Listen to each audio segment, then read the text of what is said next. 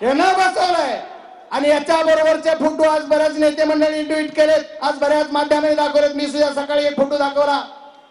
अरे कोण कोण अधिकाऱ्याचे काय काय संबंध आहेत? पर फोटो कुठला माहितीये? विधानसभा निवडणुकीतला निकाल लागला त्या दिवसाचा गळ्यात बिल्ला आहे, आय कार्ड आहे. आणि निकालाच्या दिवशी हा अधिकारी जाऊन जर एखाद्या राजकीय मंडळीच्या तिथं भेटतोय म्हणजे हा तो सालगडी झाला गेला आणि तुम्ही तो एसआयटी ठेवलाय. आदरणीय अण्णा, तुम्हाला वाईट वाटू देऊ नका, पण तुम्ही चांगलं काम करताय. तुम्ही जरा तुमच्या मुख्यमंत्र्याला सांगून लवकर बदला. म्हणले ते बदलायला मला मागणी केली. आज सरकारी वकिलाची ऑर्डर झाली, सरकारी वकील उभारणं कोर्टात. काय धसेल आहे? देशपांडे नावाचे सरकारी वकील माझ्या केस मधल्याच आहेत. माझ्या होम पिचचं हे गाव आहे, संतोष अण्णा देशमुख.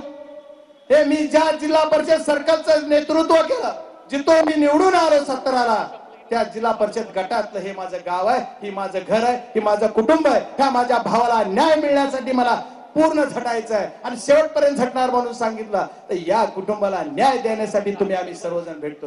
मग हे जे आहे तो देशपांडे नावाचा सरकारी वकील जो आहे तो कामाला मी नाही उभारणार.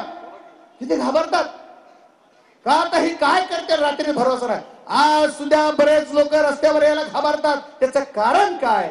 तर त्याचं कारण यांची दादागिरी, यांची गुंडगिरी, यांची दडपशाही.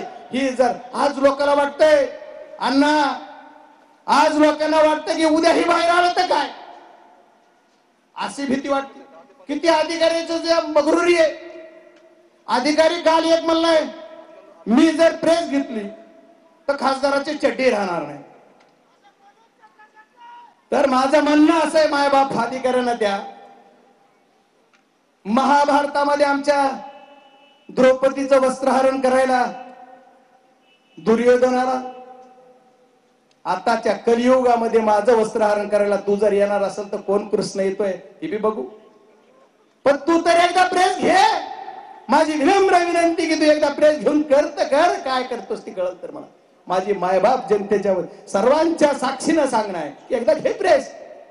माझं काय 2 नंबर उघडे कर, माझं काय लपडे उघडे कर, माझे कुठं पैसे घ्यायला कानून येत उघडे कर, माझं काय काय उघडे कर. पण तुझं तर कायच राहायचं नाही. तुला काय झालं? अँटी करप्शनला पकडलं, अँटी करप्शन पकडलं की लगेच बीड ट्रॉपिक नळदूरचं ट्रॉपिक लगेच 2 महिन्यात जिथं जागा नाही तिथं तुला पोस्टिंग. तुला कशी दिली? तू कुणाबरोबर मेहरबान आहे? तुला कोण? आणि असा कसा बोलू शकतो? ह्याचं उत्तर येणाऱ्या 2 दिवसात कळेल की त्याला म्हणलाय काय काय करेल ते त्याला मिळेल. जाऊ द्या, तो विषय सोडायचा आहे, मला त्या विषयावर जायचं नाही. आपला मूळ उद्देश काय आहे? तर संतोष अण्णा देशमुख यांच्या आत्म्याला शांती मिळाली पाहिजे, त्याच्या मारेकऱ्याला पकडले पाहिजे, हे गँगवॉर संपले पाहिजेत.